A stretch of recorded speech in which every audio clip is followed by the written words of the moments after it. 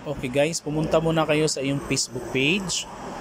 Tapos hanapin nyo yung settings and privacy. Yan, pag napindot nyo yan, may lalabas dyan. So pupunta kayo sa yan, pindutin natin ulit yung settings and privacy.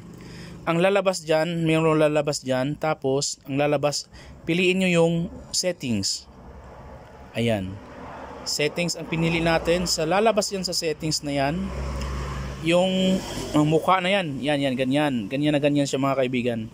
So scroll down lang natin, hanapin natin yung yan, yung page setup. Pag napindot na natin yung page setup, lalabas ulit yan, ganyan. Tapos pindot natin yung view. Ayan, pagkatapos ng view yan, lalabas na, pwede na nating ma-edit. Ayan, palitan na natin, ganyan lang kasimple. So kung ano man ang gusto niyong pangalan na ilagay nyo na lang. Tapos ganyan siya. Halimbawa pinalitan ko na Tatay Jerry. Tapos yan, napalitan ko na yan. Tapos pinakita ko lang sa inyo. Yan, save changes.